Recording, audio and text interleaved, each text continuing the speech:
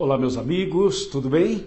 O nosso Chega Mais Perto de hoje, nessa série especial sobre morte, sepultamento, ressurreição e vida eterna, nós vamos hoje falar sobre a morte de Cristo Jesus na cruz do Calvário. Então, pegue a sua Bíblia, por favor, abra o seu coração, concentre-se aqui e vamos ler Lucas 23, versos 33 e 34.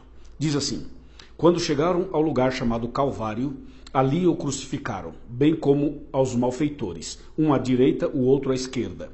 Contudo, Jesus dizia: Pai, perdoa-lhes porque não sabem o que fazem. Então, repartindo as vestes dele, lançaram sortes. Até aqui. É importante parar um pouquinho para pensar neste tremendo acontecimento registrado na Bíblia e que tornou-se o principal tema no coração de milhões e milhões de seres humanos. O amor de Deus, a paixão de Cristo, a sua crucificação, a sua morte por nós. Voltemos os pensamentos lá para o Jardim do Éden. Quando Adão e Eva pecaram, conforme está em Gênesis capítulo 3, aconteceu que o homem se afastou de Deus. Quando eu falo homem, eu estou me referindo ao ser humano. O casal se afastou de Deus. Por quê? Porque após o pecado, eles então ficaram totalmente expostos. E diz a Bíblia que eles tiveram medo, se esconderam de Deus por conta de tudo isso. Haviam quebrado uma lei, haviam quebrado um acordo, um princípio. E eles fugiram de Deus, se esconderam de Deus. É o que normalmente nós fazemos. Quando cometemos um pecado, uma falha, um erro, a nossa tendência é também se esconder ou tentar esconder aquele feito. Adão e Eva fizeram exatamente isso. E a Bíblia diz em Gênesis 3:9 que Deus chegou no Éden, no ponto de encontro costumeiro com os dois, e eles não estavam ali. Então Deus pergunta: Adão, onde estás? E essa pergunta mostrava que Deus estava interessado em procurar o homem, buscar o homem, encontrar o homem, resgatá-lo e salvá-lo. E quando Deus encontrou Adão e Eva no Éden e conversou com eles, eles estavam realmente numa situação de perdição. E ali Deus diria algo a eles. Só que lá na esquina, usando entre aspas e força de expressão, lá na esquina estava o inimigo de Deus. E o inimigo de Deus estava observando a ação, a atitude de Deus. O inimigo preparou acusações, preparou armadilhas, uma arapuca, para tentar pegar Deus ali em alguma contradição. O inimigo então pensou: se Deus perdoar esse casal e não matá-los, eu vou acusar Deus dizendo: que Deus é você? Que tipo de Deus é você? Que disse: certamente morrerás, e agora eles pecaram e você não vai matá-los, vai perdoá-los, vai dar uma segunda chance? Você não tem palavra, você não é digno de confiança. Então o inimigo acusaria Deus se Deus não os matasse, se Deus não os perdoasse. Mas o inimigo pensou: e se Deus então matar esse casal? O que eu posso dizer? E aí o inimigo armou uma outra acusação. Disse: se Deus matar o casal, o inimigo diria assim: que tipo de Deus é você? Você é muito bruto, muito carrasco, muito violento, é um assassino. Onde já se viu matar duas pessoas só porque comeram fruto de uma árvore? Então o inimigo causaria um terror. De alguma maneira, de qualquer maneira, ele teria uma acusação contra Deus. Essa é a especialidade do inimigo, sempre acusar as pessoas, apontar os defeitos, os pecados, as falhas e acusar, sempre. Mas Deus é amor, amém? Deus é misericordioso, Deus é um Deus de graça. E o que Deus fez no Éden? Deus fez algo que surpreendeu o próprio inimigo. E Deus revelou a Adão e Eva o plano da salvação. Só que Deus então disse para Adão e Eva: ok, eu vou perdoar vocês, eu amo vocês e eu quero dar a vocês uma segunda chance e eu creio no arrependimento de vocês. Só que tem uma coisa: eu perdoo vocês, porém as minhas palavras não podem cair por terra. Deus havia dito: certamente morrerás. Então o que Deus fez? Deus diz assim: Adão e Eva, eu não vou matar vocês, mas vocês vão me matar. Eu não vou tirar de vocês a bênção do arrependimento, do perdão e da salvação. Mas ao invés de vocês morrerem, eu irei morrer no lugar de vocês. E aí aconteceu essa troca de amor. O culpado é inocentado e o inocente assume a culpa. Isso chama-se plano da salvação. chama-se amor, graça, misericórdia. É aquele que dá a vida para resgatar o outro. Você daria a sua vida em favor de alguém? Talvez em favor de um filho, de uma filha, sim. Mas você daria a sua vida em favor de alguém que é seu inimigo? Você daria a sua vida em favor de alguém que não gosta de você, que não vai com a sua cara? Humanamente falando, isso é impossível. Mas Deus fez exatamente isso. O homem pecou, o homem estava contra Deus, mas o homem se arrependeu, o homem pediu perdão, pediu misericórdia, Deus perdoou, deu uma segunda chance. E Deus não somente perdoou, falou assim: eu vou pagar o preço no lugar de vocês, eu vou assumir o lugar de vocês, eu vou morrer por vocês. E foi aí então que Deus anuncia o plano da salvação. O tempo passou, os anos se passaram, e lá no Antigo Testamento Deus ensinava essa promessa e essa verdade através do santuário, através dos sacrifícios de cordeiros. Quando o pecador pecava e depois o pecador arrependido confessava o pecado para Deus e colocava a mão sobre a cabeça do cordeirinho, e a culpa do pecador arrependido ia para o cordeirinho, e depois o cordeirinho era sacrificado no lugar do homem. O inocente morrendo no lugar do culpado. É o princípio da cruz lá no deserto. Finalmente, conforme diz Gálatas 4, verso 4, na plenitude dos tempos, Jesus veio. Veio a esse mundo, nasceu da Virgem Maria. E Jesus então veio com esse propósito: morrer na cruz para salvar Adão e Eva, para salvar a mim e a você, para salvar toda a humanidade. Por isso que Jesus veio. Nasceu, viveu, cresceu e morreu naquela cruz. Mas antes dele morrer naquela cruz, ele viveu 33 anos e meio aqui na terra.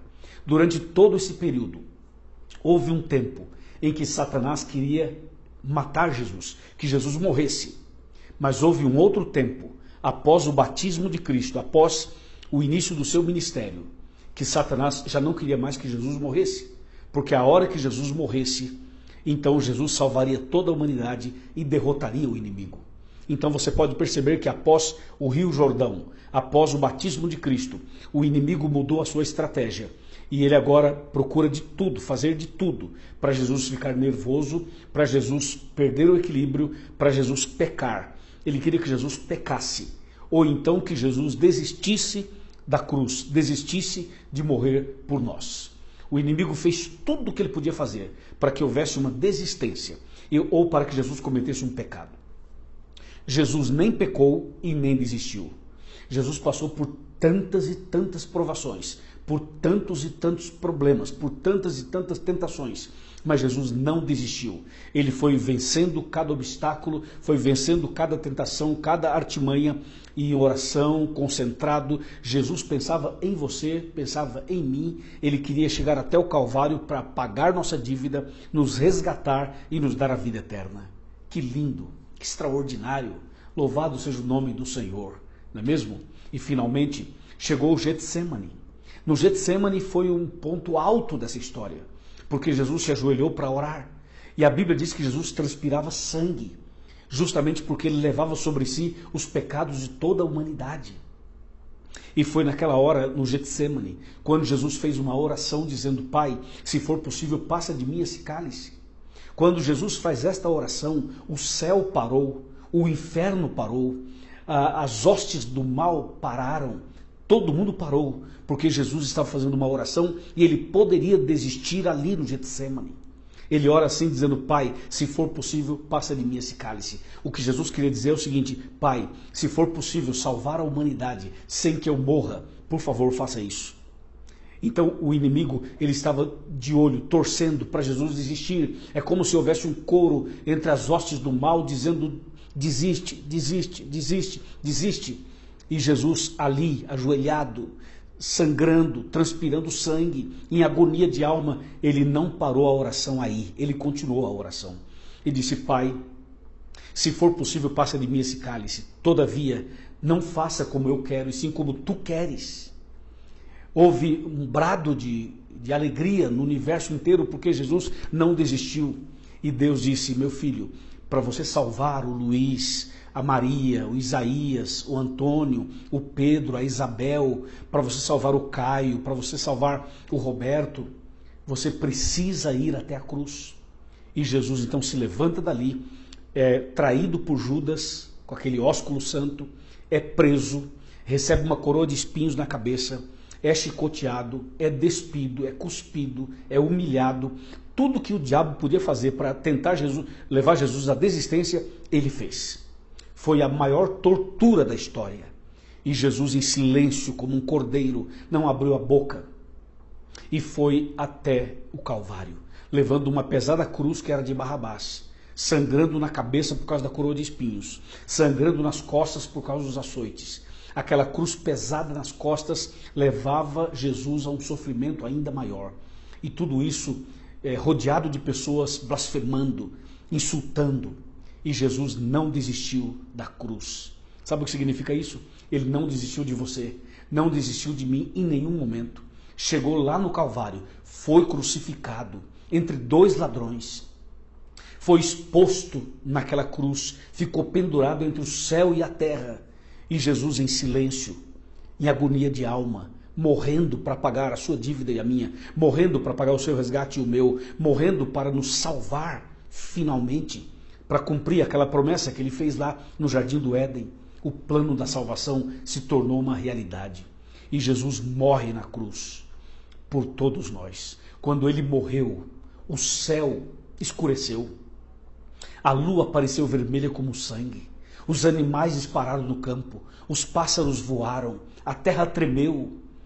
A natureza inteira se manifestou porque o Criador estava dando a vida por cada um de nós.